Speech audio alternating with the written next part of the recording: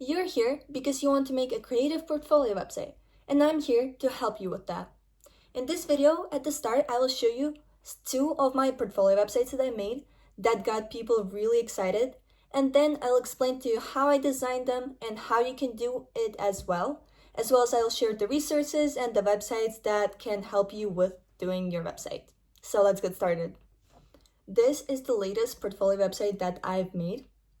And here you can see, as we go onto the page, you can see it's like a board design with everything kind of pinned on it or placed on it. So here we can hover on other objects and we can click on some and we can explore my designs or my websites that I made. So here on this page, there's like camera view and you can go through them and look at designs that I've made. And if you click on the calendar, you can go through my achievements and things I did each month by month in 2025. It's like a cursor view, and right here you can just go through it one by one. Here it's just a random facts page. Over here we have a gallery of projects that I made, like websites or just designs. And this page is a storybook of mine, which shows more about me and what tech stack I use and how I like to get things done. So this is my latest portfolio website, but my second one is the one I like the most actually. Here's my second portfolio website. I have a video about it if you want to look into it in depth. I won't go through all of it, but you can get started with it and you can look at you're going through it in like a story mode, I would say. And you have to solve different puzzles, or it's very interactive kind of portfolio. For example, here you can download my projects, and then it says that, oh no, you downloaded the virus, and you click on different folders to see if virus is in there. And each time it randomizes in which folder the virus is, and after you deleted them, you can continue to the next page to view my projects with source codes and demos and everything else. So this was it for my portfolio websites. I left links to them both in the description. And now let's talk about how I came up with that and what inspired me. So for this website specifically, I came up with it from the game The Evolution of Trust by Nicky Case. As you can see, some of the artwork is similar to it, but it was all done by me. I used the app Procreate for it.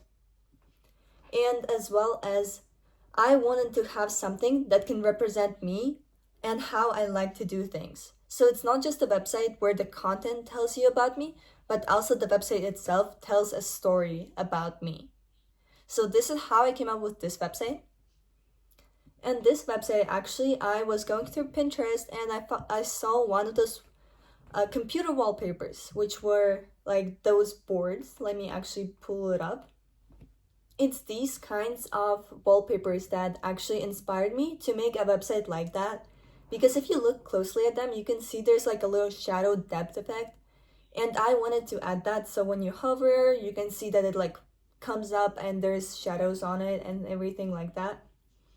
So this was what inspired me to make my website.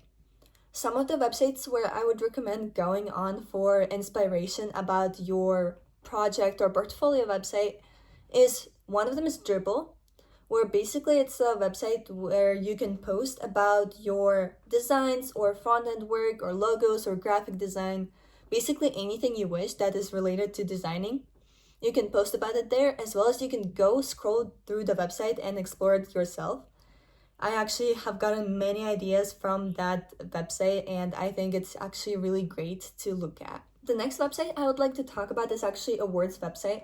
For example, here's the page. You can go on Explore, and you can click on either nominees, sites of the day, sites of the month, or sites of the year. And sites of the year are so insane. Like, you can go look at them, and that is something you've never seen before in your life that you don't even think is possible to make as a website. And they're honestly so fascinating. For example, this one is one of my favorites. You go on it and it shows you a story. It has amazing sound effects and just the UI is so great and unique. Like, do you see those websites on day-to-day basis? I don't think so. So this is actually so great, and I get a lot of inspiration from websites from awards. Even though I don't think I can make something as awesome, but getting inspiration from it is actually amazing. The next one is actually controversial. I would say going on Pinterest and looking through web development or just portfolio would help you get some ideas and some inspiration. As I said, this website that I've made was made from, like, inspired from Pinterest ideas.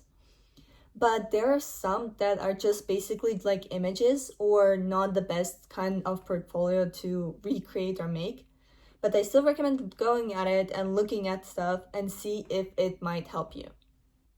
So this is it for today's video. I hope it was helpful, and I hope you can create a website that amazes people as much as your skills would.